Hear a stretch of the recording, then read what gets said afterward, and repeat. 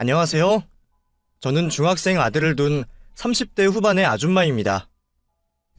마흔에도 초혼을 하는 요즘 아직 마흔도 안 된 제게 중학생 아들이 있다는 게 놀라실 수도 있겠다 싶네요.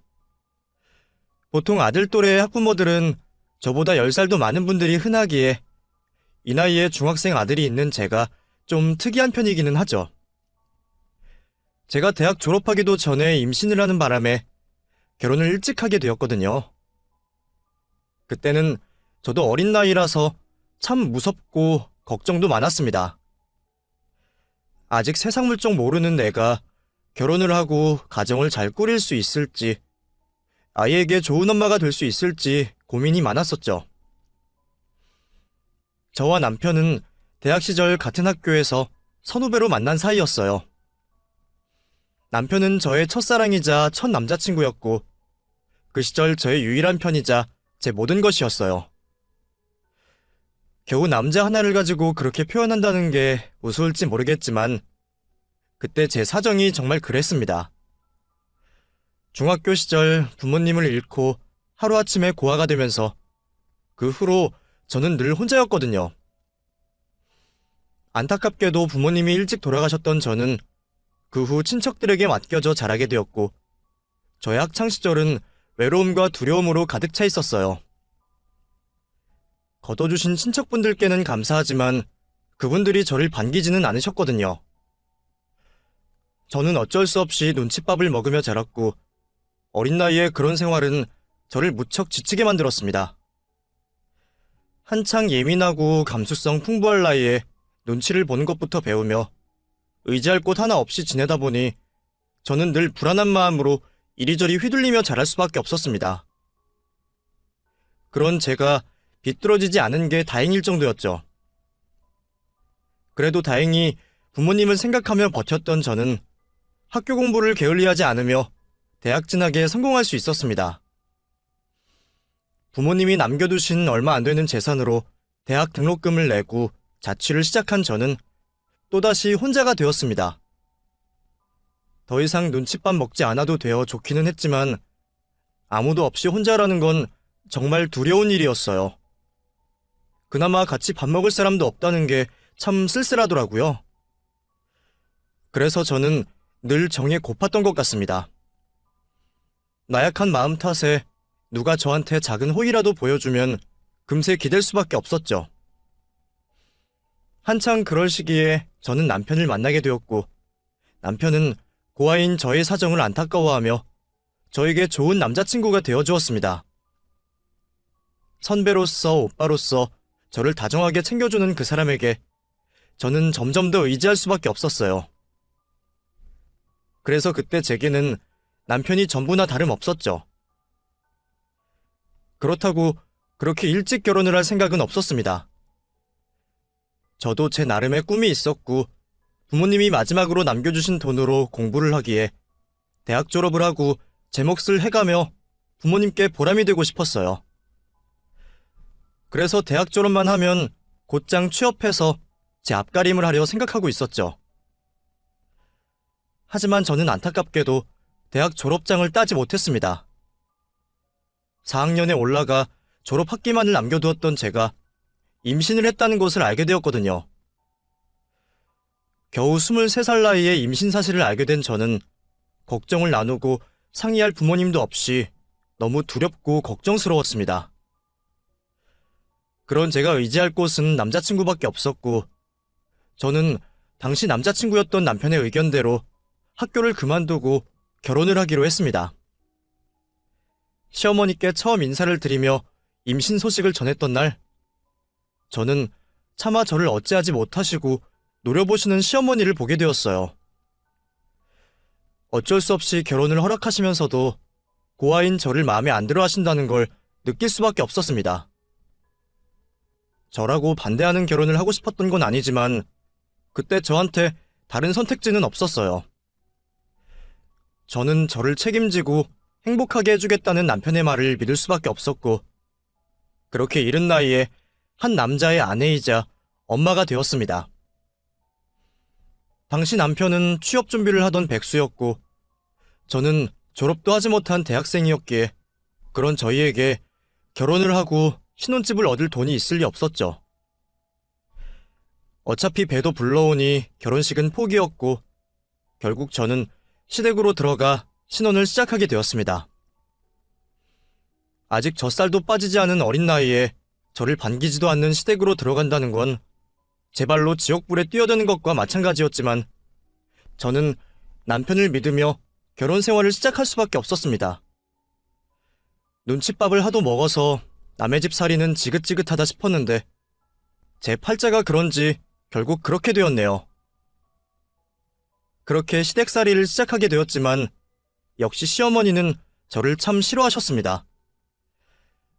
어머니는 제가 의탁할 곳 없는 고아라는 것을 엄청난 흠으로 여기시며 친정이 없으니 도망갈 곳도 없는 저를 만만히 보시고 참 많이도 괴롭히셨습니다. 남편과 제가 서로 좋아서 연애를 했는데도 시어머니는 제가 순진한 남편을 꼬신 거라며 재탄만 하셨었죠. 너만 아니었으면 우리 아들은 훨씬 좋은 여자 만나서 결혼할 수 있었어. 이래서 부모 오는 것들은 상종도 하면 안 되는데 말이야. 배운 게 없으니 기집애가 몸이나 함부로 굴리고 남의 인생 망치지. 그런 말을 들을 때마다 너무 상처가 되었지만 제가 실수를 한 게 사실이기에 저는 반박을 할 수 없었습니다. 그러게 내가 좀 더 조심을 했더라면 좋았을 텐데 싶은 생각을 저 역시도 했었으니까요. 그렇게 괴롭히시는 시어머니 때문에 저는 임신 기간 동안에도 제대로 쉴 수 없었습니다. 어렵게 취직한 남편이 돈 벌러 나가 있는 동안 저는 그런 남편보다 더 힘들게 집안일을 해야 했으니까요. 우리 아들은 너 먹여 살린다고 밖에 나가서 고생하는데 네가 마음 편히 누워있으면 되겠어? 네 밥값이라도 해야 하니까 앞으로 우리 집 살림은 네가 다 해라. 제가 시댁에 들어간 후로 시어머니는 당연하게도 저한테 모든 살림을 시키셨고 저는 시댁에 얹혀 산다는 죄로 그런 시집살이들을 당연스럽게 받아들여야 했습니다. 점점 불러오는 배로는 혼자 자리에서 일어서는 것도 힘든데 그 몸으로 눈 떠서부터 잠들 때까지 집안일을 해야 했으니 어떻게 힘이 안 들겠어요? 심지어 제대로 살림이라고 배워본 적 없던 저였으니 말입니다. 살림이라고는 남의 집 얹혀 지내며 눈치껏 설거지하고 청소한 거나 혼자 자취하며 지낸 게 전부였던 제가 시어머니와 시누이까지 4인 가족의 살림을 하기는 버거운 일이었습니다. 청소 빨래는 어떻게 하겠는데 그놈의 음식이 참 손에 익지 않더라고요. 저도 혼자 살면서 사 먹어보기만 했으니 제가 뭘 하겠나요? 겨우 나물이나 무칠 줄 아는 제게 시어머니는 김장을 시키시는 분이셨습니다. 너는 이런 것도 할 줄 모르고 뭐 했어? 아무리 가르쳐줄 부모가 없었다고 해도 애가 눈치껏 할 줄은 알아야지. 배워먹은 것도 없는 게 눈치코치도 없으니 이걸 어디다 쓸 거야? 에이그, 우리 아들은 이런 모질이가 뭐가 좋다고 데리고 다녔을까? 너, 이거 죽이 되던 밥이 되던 너 혼자 해라. 혼자 다 해놓기 전까지는 오늘 잠도 못 잘 줄 알아. 알겠어? 그렇게 매일 욕먹고 혼나가면서 배우다 보니 어쩔 수 없이 음식이 빨리 늘기는 했네요. 남들은 몇 년 동안 요리학원 다녀도 못한다는 요리를 저는 단기간에 다 배워야 했거든요. 그마저도 시어머니가 가르쳐 주시는 게 아니라서 저 혼자 책 보고 인터넷 뒤져보며 배웠었죠. 시어머니가 가르쳐 주신다고 해도 구박밖에 안 하실 테니 저는 차라리 그 편이 나았습니다. 그래도 하다 보니 제가 요리에 재능이 있었는지 생각보다 손맛이 괜찮았어요. 늘 저더러 손도 느리고 둔하다고 구박만 하시던 시어머니도 제 요리 가지고는 타박을 안 하셨으니까요. 쿰뱅이도 구르는 재주가 있다 그러더니 네가 그래도 할 줄 아는 게 있긴 있구나. 음식은 꽤 하네. 처음에 시집 와서는 김치도 담글 줄 모르고 뭐 하나 제대로 하는 법이 없더니 거 봐라. 너도 하니까 다 되잖아. 이러니 내가 너를 혼을 안 낼 수가 있니? 앞으로 요리는 네가 다 도맡아서 하면 되겠다. 그 말이 칭찬은 아니시겠지만 그래도 제가 뭐 하나는 인정받았다는 생각에 저는 기뻤습니다. 이제 시작이겠지만 이러다 보면 시어머니도 언젠가는 저를 인정하시고 예뻐해 주실 날이 오지 않을까 기대했거든요. 하지만 그런 날은 결코 오지 못했습니다. 제가 아들을 낳자 어머니는 무척 좋아하셨습니다. 워낙 장남 아끼시는 분이라 손자가 생기신 게 기쁘셨던 것 같아요. 저는 그래서 어머니가 손자 낳느라 고생했다고 저를 격려라도 해주실까 싶었습니다. 하지만 제가 누워있는 꼴을 두고 보지 못하시는 시어머니 때문에 저는 산후조리도 제대로 할 수 없었어요. 아들 낳았다고 갑자기 팔자라도 필 줄 알았냐? 내 아들 인생 망친 년이 뭘 잘했다고 조리를 해? 나 때는 아들 낳고도 다음날 나가서 일을 했어. 너는 나보다 더 젊으니 훨씬 낫겠네. 그러니까 괜히 오래 누워있을 생각하지 말고 빨리 일어나서 네 할 일 할 생각이나 해. 그래도 손자는 예뻐하시기에 다행이다 싶었지만 설마 그 이후로 제가 더 미움을 받을 줄은 몰랐습니다. 시어머니는 제가 제 아들을 안고 있는 것도 꼴보기 싫으신지 제가 아들과 다정이 있는 모습을 볼 때마다 저를 구박하시더니 언젠가부터는 가만히 있던 저를 쥐어받기까지 하시더라고요. 아야, 어머니, 갑자기 왜 때리세요? 아이고, 지도 아들 낳았다고 유세 부리는 것 좀 봐라. 미워 죽겠어 아주. 그렇게 밉다는 이유로 이유 없이 저를 때리시던 어머니는 그 후로 점점 더 저를 심하게 때리기 시작하셨습니다. 국이 짜다고 등짝을 때리시고 설거지를 오래 했다고 팔뚝을 꼬집으셨어요. 처음부터 메타작이 아닌 그런 자잘한 것들로 시작해서 그런지 제가 반항을 하기도 전에 폭력은 자연스럽게 스며들었습니다. 그리고 어느 순간부터는 시어머니가 제 머리통을 때리고 손찌검을 하시는 게 일상일 정도가 되었습니다. 남편도 처음에는 그런 시어머니를 보며 놀라서 말리더니 시간이 지날수록 어느새 익숙한 듯 방치하기 시작했어요.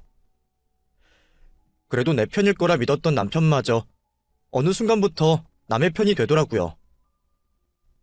결혼 생활이 길어지면서 변해가던 남편은 자기 혼자 돈을 벌어 처자식을 먹이는 게 억울한 건지 제가 집에서 놀고 먹는다며 저를 무시하기 시작했습니다. 너 살쪘냐? 아주 혼자 팔자 좋아 보인다. 집에서 놀고 먹기나 하니 살이나 찌지. 이러니까 네가 엄마한테 욕을 먹는 거야.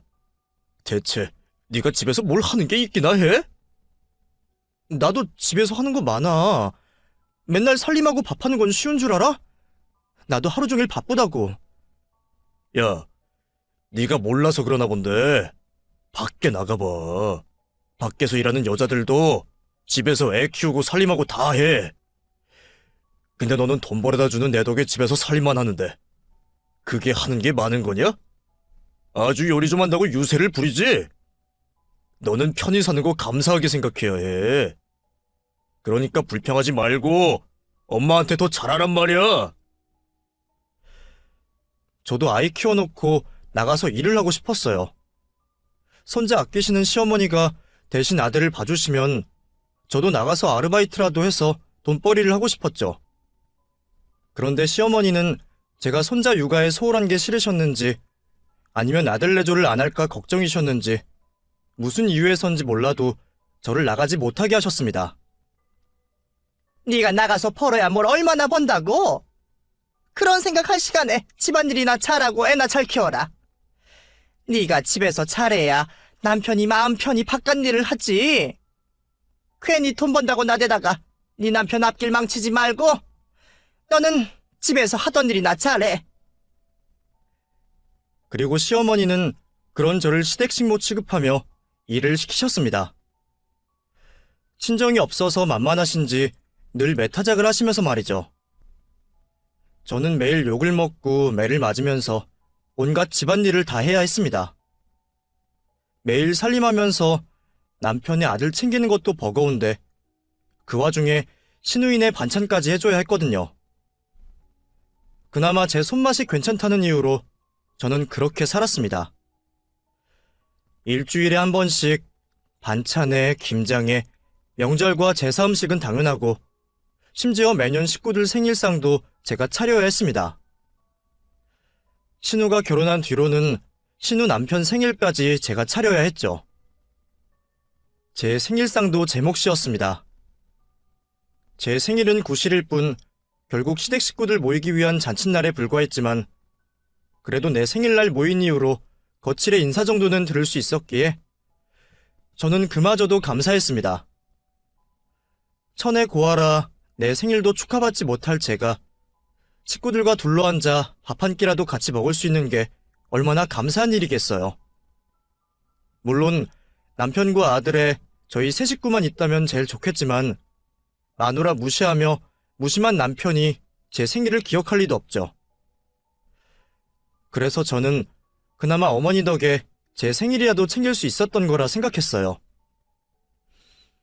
하지만 허울뿐인 생일인지라 제 생일에는 늘 제가 좋아하는 음식이 아닌 잔치 음식들이 올라가곤 했습니다. 저는 별로 좋아하지 않는 잡채며 양장피에 구절판까지 시어머니가 제 생일마다 요청하시는 음식들이 늘 있었거든요. 저는 그냥 소박한 입맛이라 국만 올려도 잘 먹는데 어머니는 다른 식구들 좋아하는 음식들을 차려야 한다고 하시니 제가 제 생일에 제일 고생일 수밖에 없었습니다. 하필이면 다들 밖에서는 먹기도 어렵고 손 많이 가는 음식들을 하라고 하시는 덕분에 저는 제 생일날마저도 제대로 쉴 수가 없었어요. 그래도 그날은 저도 유난히 먹고 싶은 음식이 있었습니다. 생일 무렵이라 그런지 며칠 전부터 돌아가신 엄마가 그렇게 꿈에 나타나셨거든요. 그래서 그런지 저희 엄마가 제가 어렸을 적 해주셨던 조개미역국이 생각나더라고요. 제가 어려서부터 고기보다는 해산물을 좋아했는데 그래서 엄마가 제 미역국에는 늘 소고기 대신 조갯살을 넣어서 끓여주셨습니다. 평소에는 미역국에 고기가 들어가지만 제 생일에만 조개미역국을 해주시니 저는 그 국이 더 특별하게 느껴졌었죠. 통통한 조갯살 넣은 시원한 미역국이 생각났던 저는 그의 생일에는 조개미역국을 끓이기로 했습니다. 그래도 내 생일이니까 내가 먹고 싶은 거 하나 정도는 해도 되지 않을까 했거든요. 다른 메뉴를 올렸다가는 네 돈으로 사먹는 것도 아니면서 너 먹고 싶은 거 했느냐며 구박하실 시어머니 생각에 눈치가 보여서 다른 건 할 수 없지만 미역국에 재료 하나 내 마음대로 하는 건 괜찮겠다 싶었죠. 마침 조개 철이라 살도 통통하니 물이 좋아 보여서 그렇게 소고기 대신 조개미역국 끓여놓으며 저는 아침부터 장 봐서 하루 종일 허리도 못 펴고 음식을 준비했습니다. 자기 생일상 차리느라 그렇게 고생하는 여자가 또 있을까 궁금해하면서 말이죠. 그래도 제 일손 거들어주는 아들이 있어서 늘 고마웠어요. 아들이 부엌에 다니면 큰일 난다며 못하게 하시는 시어머니셨기에 큰 도움이 되지는 않았지만 할머니 몰래 저를 도와주는 건 아들밖에 없었습니다. 그 집에서 유일한 제 편인 아들이었기에 아들이 저를 생각해준다는 것만으로 저는 힘이 되었죠. 그렇게 한참 동안 혼자 고생을 하다가 어느덧 식사 시간이 되어 식구들이 하나둘씩 모여들었고 저는 도착하시는 손님들을 위해 식탁을 차리고 있었습니다.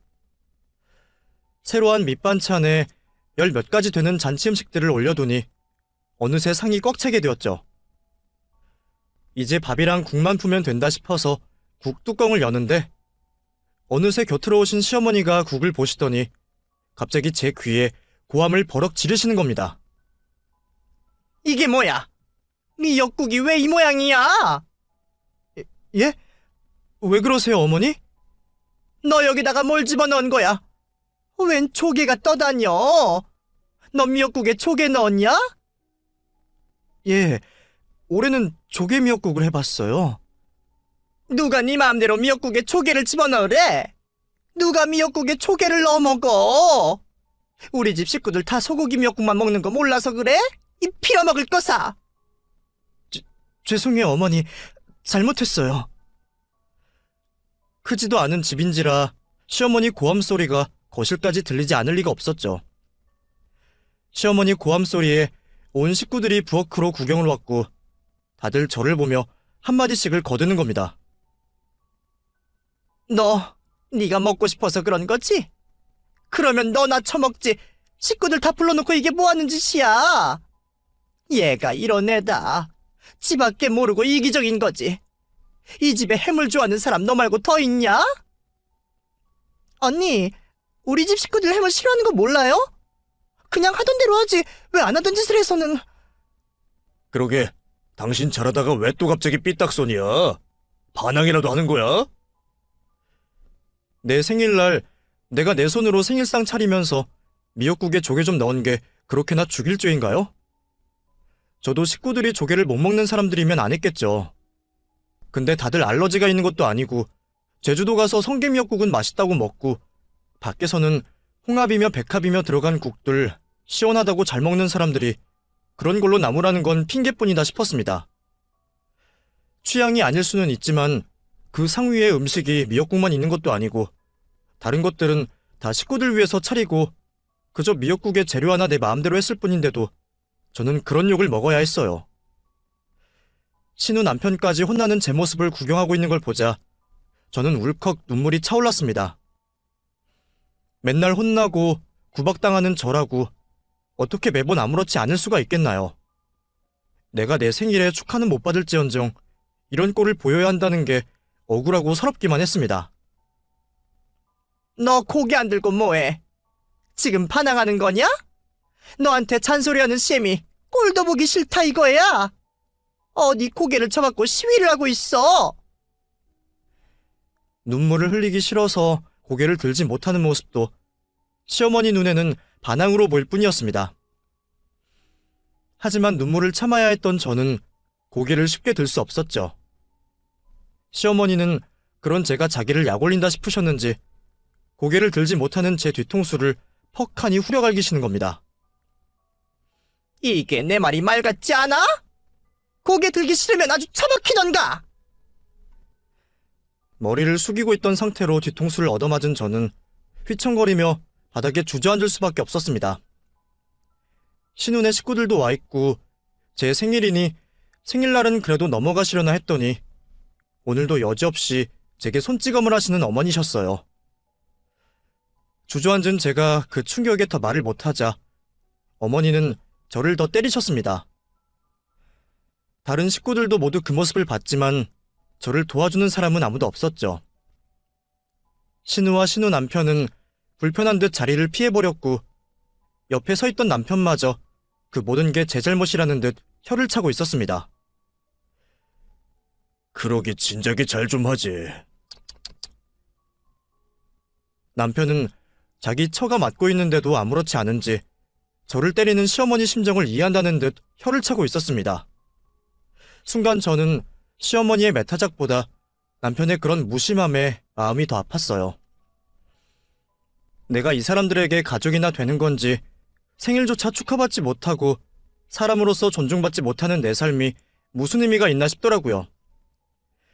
정말 아들만 없었으면 죽어버렸겠다 싶은 심정이 드는 그 순간 아들이 달려왔습니다. 다른 가족들이 저를 외면하는 와중에도 저를 걱정하던 유일한 제 편인 아들이 자기 할머니가 저를 때리는 걸 두고 보지 못하겠는지 기어이 할머니를 말리러 왔더라고요. 할머니 그만하세요. 엄마 때리지 마세요. 너는 가만히 있어. 네 엄마는 맞아야 정신 차리니까. 네 엄마한테는 내가 약이야. 하지만 시어머니는 귀여운 손자의 만류에도 저를 때리기를 멈추지 않으셨습니다. 아들은 할머니를 멈추려 애썼지만 소용없었어요. 때리지 마. 우리 엄마 때리지 말라고. 그리고 그 순간 소리 지르던 아들은 주먹을 꽉 쥔 채 신모의 얼굴을 가격했습니다. 그 모습에 저는 물론이고 지켜보던 남편과 다른 식구들까지 모두 놀라서 굳어버릴 수밖에 없었죠. 이게 무슨 일인지 제가 정신을 차리기까지는 그리 오랜 시간이 걸리지 않았습니다. 손자에게 얼굴을 맞은 시모가 코피를 흘리며 제 옆으로 주저앉아 버렸거든요. 놀란 제가 되려 일어나서 뒷걸음질을 쳐야 했죠. 순하디 순한 내 아들이 누구를 때렸다는 게 도저히 믿기지 않았던 저는 화가 나서 시모에게 더 달려들려고 하는 화가 나서 시모에게 더 달려들려고 하는 아들을 붙잡았습니다. 찬혁아, 안 돼. 그러지 마. 엄마 괜찮아. 뭐가 괜찮아? 할머니가 엄마 맨날 때리잖아. 그러니까 나도 할머니 때릴 거야. 아이는 제가 말리는데도 흥분을 가라앉히지 못하고 있었고, 얻어맞은 시모는 주저앉아 얼굴을 부여잡고 있었습니다. 아이고, 나 죽는다. 아이고. 아프다고 바닥을 구르는 걸 보니 다행히 정신은 있으셔서 다행이다 싶었네요. 그제서야 가족들도 모두 뛰어와서 시모를 살피더군요. 어머 세상에, 지금 찬혁이가 엄마 때린 거야? 찬혁아, 너 왜 그래? 엄마 괜찮아? 언니는 진짜 애를 어떻게 키운 거예요? 쟤 완전 깡패 아니야. 야, 너 누가 사람을 때리래? 이찬혁! 너 누가 할머니한테 그러라고 그랬어? 너 아빠가 그렇게 키웠어? 어디 사람을 때려? 그것도 할머니를! 남편도 아들과 저를 밀치고 시모에게 달려가고 얼굴을 맞은 시모를 보며 다들 저와 제 아들을 욕했습니다. 그러자 아들은 더 악을 쓰며 소리를 질렀습니다. 그러면 할머니는? 사람이 사람 때리면 안 되는데 할머니는 우리 엄마 때려도 돼? 맨날 우리 엄마 때리고 구박하고, 방금도 우리 엄마가 맞는 건 다들 보고 있었으면서 내가 할머니 때리는 건 안 되는 거야? 우리 엄마가 얼마나 많이 맞았는지 알아? 당신들 다들 악마야. 왜 다들 우리 엄마만 괴롭혀? 당신들 다 죽어버렸으면 좋겠어. 이 자식이 이거 지금 어른들한테 무슨 말버릇이야? 순간 아들에게 손찌검을 하려는 남편을 보자 저는 눈이 돌아버렸습니다. 그동안 제가 얻어맞고 있을 때는 그러려니 하던 저도 제 아들이 맞는 건 도저히 볼 수가 없었거든요. 저는 아들에게 손을 대려는 남편을 밀치며 남편을 온몸으로 들이받았습니다. 지금 내 아들한테 뭐 하는 짓이야? 당신 내 아들한테 손 하나라도 까딱하면 나 정말 가만히 안 있을 거야. 이것들이 쌍으로 미쳤나? 오늘 아주 작정한 거야? 당신이랑 찬혁이랑 둘이서 무슨 짓이라도 하려고? 당신이야말로 뭘 잘했다고 애한테 그래? 당신도 당신 엄마 맞은 거 보고 눈 돌아가는데 내 아들은 뭐가 달라? 뭐?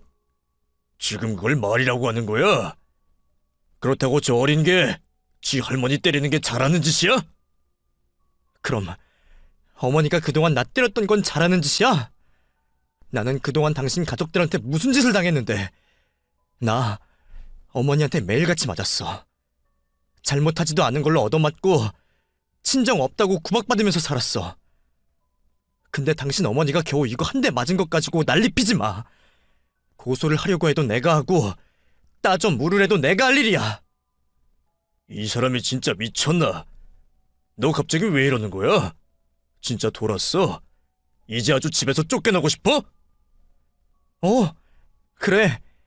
나 이제 정신이 번쩍 들어. 그러니까 쫓겨나기 전에 내가 나갈게. 근데 나도 마지막으로 뭐 좀 물어보자. 내가 당신이랑 결혼을 한 거야? 아니면 이 집에 종년으로 팔려온 거야? 나 팔려온 거야? 그럼 돈이나 줘.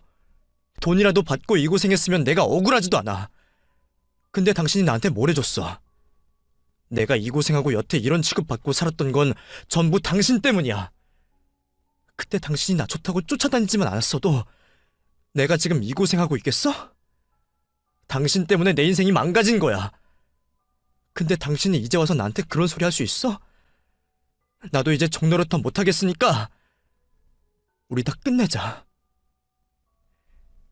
저는 우리 모자를 괴롭히려는 그 집 식구들을 밀쳐내고 제 아들을 데리고 그 집을 나오려고 했습니다. 찬혁아, 가서 중요한 것만 챙겨 나와. 엄마랑 나가자. 당신 지금 뭐 하는 짓이야? 그만 안 해? 그래, 아주 그만하자고. 나 당신이랑 이혼할 거야. 당신 식구들도 지긋지긋하고 당신이랑 더 이상 못 살겠어. 당신 이대로 나가면 진짜 끝이야. 네가 나랑 이혼해서 잘 살 수 있을 것 같아? 네가 돈이 있어, 친정이 있어, 뭐가 있어? 어차피 애 데리고 나가봐야 갈 곳도 없잖아. 지금이라도 용서 빌면 그냥 넘어가 줄 테니까 객기는 그쯤 무려. 다 끝내겠다며 나가려는 저를 붙잡으면서도 남편은 저한테 전혀 미안해하지 않았어요. 네가 나가봤자 어디 가겠냐는 그 말에 그동안 남편이 나를 어떻게 생각했는지 확실히 알 수 있었습니다. 자기 말대로 제가 친정도 없고 친구도 없으니 제가 절대로 자기를 벗어나지 못할 거라 생각했던 모양이었죠. 그래서 그동안 나를 외면하고도 괜찮다고 생각했나 봅니다. 나는 고아에 갈 곳 없는 사람이었으니까요. 솔직히 저도 당장 나가서 어딜 가야 할지 두려운 마음이 있었지만 남편한테 그런 말까지 듣고 나니 어떻게든 나가야겠다 싶더라고요. 내가 나가서 굶어 죽던 얼어 죽던 내가 알아서 할 테니까 당신은 신경 꺼. 찬혁이는 내가 데려갈 거니까 애 걱정도 하지 말고. 찬혁아, 이제 가자. 짐을 챙겨 나온 아들의 손을 잡은 제가 현관으로 향하자 그 순간 주저앉아 있던 시모가 벌떡 달려와 제 머리채를 잡으려 하는 겁니다. 이년이 지금 우리 귀한 손주 어디 데려가려고? 나가려면 니년 혼자 나가지. 남의 귀한 장손을 왜 데려가? 찬혁아, 이리 와. 할미한테 와. 너는 우리 집 식구야. 전혀 따라가면 안 돼. 나 이제 할머니 손자 아니야. 이 집 식구도 아니고 우리 엄마 아들이야. 그러니까 나는 엄마 따라갈 거야. 손자한테 얻어맞으면서도 손자를 저버리지는 못하겠는지 손자를 붙잡는 할머니를 보며 제 아들은 끝까지 치를 떨었습니다. 아직 성인도 되지 못한 어린아들의 눈으로 보기에도 이 집 식구들이 제정신은 아니었겠죠. 아들은 자기를 붙잡는 시모의 손을 떨쳐내며 먼저 신발을 챙겨 신었습니다. 그러자 시모는 타겟을 바꿔 저를 붙잡고 느려지려 했지만 이번에는 제가 가만히 있지 않았죠. 저는 더러운 시모의 손을 쳐내며 그대로 밀어버렸고 제게 밀쳐진 시모는 바닥으로 쓰러졌습니다. 다시 한번 내 몸에 손대면 당신 그 손모가지도 가만히 안 둘 거야! 그리고 저는 도망치듯 아들의 손을 붙잡고 그 집을 나왔습니다. 뒤에서 누가 쫓아올까 싶어서 나가자마자 택시를 잡아타고 동네를 벗어나야 했어요. 목적지도 없이 무작정 택시를 타면서도 저는 심장이 떨려 혼이 났습니다. 무려 10여 년을 그 집 문턱을 벗어나지 못해서 그런 꼴을 당했었던 제가 이제야 그 집을 벗어나게 되었네요. 아까는 저도 모르게 말이 술술 나왔는데 그 집을 벗어나고 보니 내가 지금 대체 무슨 짓을 한 건지 제대로 이성이 돌아오지 않더라고요. 다만 옆에서 제 손을 잡아주는 아들의 따뜻한 손만 느껴질 뿐이었습니다. 저는 아들과 함께 저의 유일한 지인의 집으로 찾아가게 되었습니다. 이런 일로 연락을 해도 되려나 싶지만 제가 도움을 구할 곳이 달리 없더라고요. 그래도 그 언니라면 나를 도와주지 않을까 싶은 마음에 어쩔 수 없이 전화를 하게 되었죠. 그 언니는 예전에 제가 찬혁이를 낳고서 같은 병원에서 만난 언니였어요. 그때 남편이 돈 아낀다고 6인실을 잡았는데 다른 산모들은 죄다 1인실을 쓰는 바람에 그 병실에 저와 그 언니 둘뿐이었거든요. 언니야 남편이 돈 아낀다고 그러는 게 아니라 늦게 와서 병실이 없어서 그랬던 거지만 덕분에 제가 친구를 사귀게 되었죠. 언니와 저는 그렇게 병원 동기가 되었고 그 후로도 아이들 문제로 가끔씩 연락을 하고 지냈습니다. 저는 매일 시댁에 시달리고 언니는 일하느라 바빠서 자주 만나지는 못했지만 왠지 그 언니랑은 자주 만나지 않아도 꾸준히 연락을 주고받으며 안부를 묻곤 했었어요. 제가 시댁을 도망쳐 나왔던 그날도 아들을 빼고 저한테 유일하게 생일 축하 인사를 해주었던 사람이 그 언니였습니다. 사실 언니도 제 시댁 사정을 대충은 알기에 그전부터 이혼 얘기를 했었거든요. 어쩌면 그래서 제가 집을 뛰어나왔다고 하면 언니가 도와주지 않을까 싶었어요. 다행히 언니는 갑작스럽게 찾아온 저를 흔쾌히 반겨주었습니다. 세상에, 진이야. 갑자기 이게 무슨 일이야? 어머, 찬혁이도 왔구나. 춥겠다. 얼른 들어와. 언니, 나 집 나왔어. 남편이랑 이혼하려고. 지난 몇 년 동안 저희 시댁과 남편 이야기를 들으며 이혼하려고 노래를 부르던 언니도 제가 설마 제 생일날 이혼을 결심하게 될 줄은 몰랐을 겁니다. 그래서 많이 놀라 보이던 언니는 그럼에도 저를 정말 따뜻하게 받아주었어요. 몇 번 와보지 못했던 언니 집은 마치 친언니가 있었더라면 이랬을까 싶을 정도로 친정집에 온 것처럼 따뜻했습니다. 언니는 저와 아들이 진정할 수 있도록 기다려준 뒤 제게 상황을 물었습니다. 제가 언니와 얘기를 나누는 동안 저희 아들은 동갑 친구인 언니 아들과 방에 들어가 있었죠. 애들은 게임이라도 하라고 했으니까 이제 편하게 얘기해봐. 대체 무슨 일이 있었던 거야? 아까 문 여는데 네가 귀신이라도 본 것처럼 넋 빠져서 있었던 거 알아? 거기다가 그동안 잘 참던 애가 갑자기 생일날 이혼을 하겠다니 이게 무슨 일이니? 오늘 식구들이랑 다 같이 생일밥 먹는다고 했잖아. 지금쯤 한참 밥 맛있게 먹고 잘 있겠다 싶었더니 설마 집에서 무슨 일이라도 있었던 거야? 어렵게 찾아왔으면서도 순간 말을 꺼내기가 쉽지 않았습니다. 제가 그동안 언니에게 한풀이 하듯이 시댁 얘기를 몇 번 한 적은 있었지만 그건 그냥 시어머니가 저를 고아라고 구박하고 남편이 제게 무심하다는 것과 제가 돈 때문에 걱정한다는 것 정도였죠. 제가 시모에게 매일 얻어맞고 사람 구실도 못 받는다는 건 말을 하지 못했었어요. 저도 그 와중에 창피한 게 있기는 있었는지 다른 시댁 식구들 생일상까지 차리고 내 생일상마저 내가 차리면서도 생일 미역국에 조개 넣었다고 얻어맞고 산다는 소리는 차마 제 입으로 할 수가 없었거든요. 그래서 그런 얘기를 언니에게 처음 했던 저는 한참 동안 눈물을 삼킨 뒤에야 조금씩 제 사연을 전할 수 있었습니다. 제가 그동안 시모에게 시집살이를 넘어 인격모독을 당하며 별것 아닌 일로 맞으며 살았던 이야기를 듣게 된 언니는 충격에 말을 잇지 못했어요.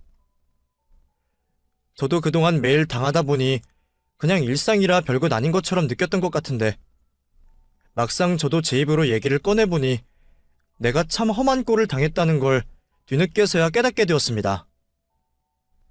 남들이 듣기에는 놀랄만한 일이 저한테는 너무 익숙한 일상이었다는 게 또 다른 충격이었죠. 너 바보야? 그런 걸 왜 참고만 있었어? 그런 일이 있으면 진작 뛰쳐나왔어야지. 언니도 알잖아. 나 친정도 없고 갈 곳 없는 거. 대학 졸업도 못하고 남편 만나서 찬혁이 낳고 돈도 뭣도 없는 내가 이혼 결심이 어떻게 쉬워. 솔직히 오늘 찬혁이가 자기 할머니한테 그러지 않았더라면 나 오늘도 참았을 거야. 사람이 웃긴 게 그런 일을 계속 당하다 보면 익숙해지나 봐. 나 방금 언니한테 말하기 전까지는 내가 당한 일이 그렇게 특별한가 싶기까지 했었다? 근데 놀라는 언니 표정 보니까 내가 그동안 많이 참기는 했나 보다 싶네. 아유, 답답하. 순딩아. 누가 구하라고 그렇게 당하고만 살아. 남들 같았으면 진작 이혼하고 갈라섰어. 그리고 네가 왜 도움받을 곳이 없어? 오늘 나한테 도와달라고 찾아온 거 아니야? 우리가 피나눈 자매는 아니지만 십수년 알고 지냈어. 내가 너한테 그 정도 도움도 못 줄 거라고 생각했어? 그래도 너보다 찬혁이가 낫다. 너는 바보같이 당하고만 살았는데 찬혁이 쟤는 이제 좀 컸다고 자기 엄마 지킬 줄도 안 해. 네가 그래도 자식 하나는 잘 키웠나 봐. 원래 옛말에 남편 복 지질이 없어도 자식 복 있으면 다 산다고 그랬어. 그러니까 너도 찬혁이만 있으면 잘 살 수 있어. 그 말이 저한테는 참 위로가 되었습니다. 그동안 내가 남편과 이혼을 하면 아들이 힘들 거라 생각해서 이혼 생각을 못했는데 그러고 참고 사는 게 오히려 아들에게 못할 짓이라는 말이 제가 이혼을 결정하는 데 힘이 되더라고요. 남편 없이도 아들 덕에 산다는 게 맞는 말이다 싶었죠. 언니는 자기가 무슨 일이 있어도 저와 찬혁이를 도와주겠다며 이번에야말로 꼭 이혼을 하라고 해주었습니다. 그 말에 저는 기필코 남편과 이혼을 하고 포기했던 제 삶과 행복을 되찾기로 결심했죠. 찬혁아, 엄마, 아빠랑 이혼할 거야. 그럼 너 엄마랑 같이 살 거야? 당연하지. 그러려고 같이 집 나온 거 아니야? 나는 엄마가 어디 가든 따라갈 거야. 근데 그러면 앞으로 힘들어질 수 있어. 엄마가 일자리 구하려면 오래 걸릴지도 모르고 남의 집에서 눈칫밥 먹으면서 살아야 할지도 몰라. 엄마가 어릴 적에 그렇게 살아봐서 그게 얼마나 힘든지 알거든. 그래서 찬혁이한테는 그런 일 안 만들어주고 싶었는데 엄마가 아빠랑 이혼하면 얼마나 더 힘들어질지 몰라. 그래도 괜찮아? 그런 건 다 괜찮아. 밥 못 먹고 돈 없는 것보다 엄마가 힘든 게 더 싫어. 그러니까 이혼해, 엄마. 저는 훌쩍 자라서 제 편이 되어준 아들에게 너무나 고마웠습니다. 어느새 이렇게 커서 나를 위로해주는 건지 늘 어린애 같기만 하던 아들이 이제는 저보다 어른처럼 든든해 보이더라고요. 아들까지 그런 말을 해주니 저도 더 이상 핑계를 댈 수는 없었죠. 고생을 감수하더라도 이혼을 하라는 아들의 말처럼 저는 무슨 일이 있어도 남편과 제대로 이혼을 하기로 했습니다. 위자료나 재산 분할을 받겠다고 소송을 할 생각은 아니었습니다. 그동안 그 집 종년 노릇하면서 고생한 건 아깝지만 그 집에서 돈 한 푼 못 받더라도 내 아들 양육권만 있으면 저는 상관없었습니다. 저는 저희 모자를 도와주겠다는 언니의 도움으로 곧장 이혼 전문 변호사를 만나게 되었습니다. 갈 곳도 없고 돈 한 푼 없는 제가 변호사를 만난다는 건 분에 넘치는 일이었지만 다행히 저같이 어려운 사람들을 도와주시는 분들이 계시더라고요. 상담은 100% 무료로 진행되고요. 수임료는 재판 끝나면 주셔도 되니까 걱정하지 마세요. 그러기 위해서라도 저희 꼭 이겨야겠죠? 힘들겠지만 어머니가 많이 노력하고 버텨주셔야 해요. 이런 싸움은 지치지 않는 것만으로도 반은 이기는 거거든요. 그럼 저희 찬혁이를 위해서라도 열심히 해봅시다. 그 변호사님은 저처럼 어려운 위기에 처한 엄마들을 도와주시는 분이셨습니다. 국선 변호사를 오래 하셨고 지금도 무료 법률 상담을 하고 계신다 하더라고요. 수임료도 다른 변호사들에 비해 무척 싸고 심지어 상담비는 무료였어요. 그동안에는 돈 걱정에 변호사 알아볼 생각은 하지도 못했었는데 그런 좋은 분을 만나게 되어 얼마나 다행이었는지 모르겠습니다. 부모님 돌아가시고 세상이 나를 버렸다 생각했는데 아직은 세상이 저를 버리지 않았구나 안심이 되더라고요. 덕분에 저는 변호사님의 도움으로 남편과 이혼 소송을 진행할 수 있었습니다. 그 집에서는 제가 정말 소송까지 할 줄은 몰랐던 건지 무척이나 당황을 하더라고요. 당신 진짜 왜 그래? 그 정도였으면 됐으니까 이제 그만하고 들어와. 어머니도 별 문제 없으시고 당신이 찬혁이 데리고 돌아만 오면 다 용서해 주시기로 하셨어. 어머니랑 영애가 당신 고소하겠다는 거 내가 겨우 말렸으니까 이제 들어와. 이혼소송 이런 것도 나 진짜 황당하긴 하지만 이만하면 나도 그냥 넘어가 줄게. 나 당신한테 봐달라고 한 적 없어. 고소하려면 하라고 해. 나도 진단서 다 받아놨고 맞고소하면 그만이야. 내가 이제 와서 그런 게 무섭겠어? 당신 끝까지 해보겠다 이거야? 당신 엄마 맞아? 찬혁이 생각은 안 해? 애를 생각해서라도 이혼은 안 되는 거지. 우리 둘이 잘 해결하면 되는 거지. 왜 죄 없는 애까지 끌어들여? 우리 찬혁이 아직 어른 되려면 한참 멀었어. 아직 내가 필요한 나이라고. 거기다가 당신이 무슨 수로 혼자 애를 키우려고 그래? 경제력 없으면 법원에서도 양육권 인정 못할걸? 그때까지 괜히 양육권 뺏기고 후회하지 말고 내가 받아준다고 할 때 적당히 해. 그래. 법원에서 뭐라고 할지 나도 참 궁금하네. 그러니까 당신도 나한테 말하지 말고 변호사나 구해. 법정에서 볼 때까지 연락하지 말고. 남편은 끝까지 저를 만만하게 보고 어떻게든 저를 구슬려 보려 했지만 저도 이제는 그런 말에 겁을 먹거나 흔들리지 않았습니다. 변호사님이랑 이미 그런 얘기들은 전부 끝마친 상태였거든요. 경제력이 없으면 아이를 데려가기 힘든 건 맞지만 저 같은 경우에는 찬혁이가 어린 나이도 아니고 아이의 의사가 제일 중요했습니다. 그리고 저도 이혼만 하면 무슨 일이든 할 수 있으니 경제력도 큰 문제가 아니었어요. 남편은 저를 미련 반푼이로 생각하니 자신만만한 거겠지만 결국 참는 자가 이기는 법이었습니다. 법원에서는 결국 죄 없는 제 편을 들어주셨거든요. 저는 남편에게서 50%의 재산 분할을 받게 되었고 시모에게서 정신적, 육체적 피해 보상에 대한 위자료를 청구할 수 있었습니다. 그리고 아들의 의견에 따라 아이의 양육권은 제가 가져가기로 했죠. 판결을 받고서도 남편은 받아들일 수 없다며 난리를 피웠지만 감정에 호소한다고 해서 결과가 달라질 일은 없었습니다. 덕분에 저는 변호사님께 수임료도 무사히 드릴 수 있었고 아들과 함께 새 출발할 수 있는 돈까지 받아내게 되었어요. 변호사님이 아니었더라면 돈 한 푼 못 받고 겨우 이혼만 하기에도 힘들었을 텐데 제게는 정말 은인이셨습니다. 이혼을 하고서 생각해보니 저한테 든든한 지원군이 꽤 많았더라고요. 재판을 도와주신 변호사님과 저를 안전하게 집에서 지낼 수 있게 해준 언니, 그리고 작은 몸으로 엄마를 지키려고 노력한 저희 아들까지. 제 편은 이렇게나 많았습니다. 그걸 그동안 저만 모르고 외롭고 어두운 감옥에서 10수년을 보냈었네요. 덕분에 이제라도 자유를 얻은 게 정말 다행이었죠.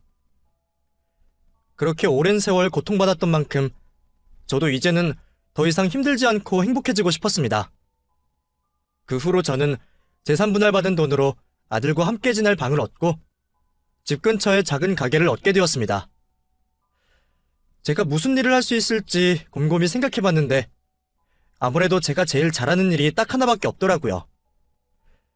그렇게 나를 미워하던 시댁 식구들마저도 인정할 수밖에 없었던 저의 손맛이었죠. 언니는 제가 반찬 가게를 하면 잘할 것 같다며 적극적으로 응원을 해주었고 덕분에 저는 처음으로 제 가게를 가지게 되었습니다. 세평남짓 가게에서 저희 아들 이름을 걸고 반찬 가게를 차리게 되었죠. 하루 종일 반찬 만드는 건 고되지만 워낙 고생을 해서 그런지 이런 건 고생도 아니에요. 오히려 바쁠수록 돈이 많이 벌리는 거니까 기분이 좋죠. 제 힘으로 돈을 번다는 게 이렇게 즐거운 일인지 저는 이제서야 알게 되었네요. 제 나이 이제 곧 40이 적은 나이는 아니지만 새 출발하기에는 꽤 이른 나이가 아닐까 싶어요. 잘못된 결혼으로 저의 20대 청춘은 모두 져버렸지만 이제서야 자유를 찾게 된 저는 앞으로 다가올 제 40대를 더 행복하게 맞이할 수 있을 것 같습니다. 그럼 여러분들도 저와 저희 아들의 행복을 빌어주시기를 바라며 눈물겨웠던 저의 이야기는 여기서 마무리하도록 하겠습니다. 감사합니다.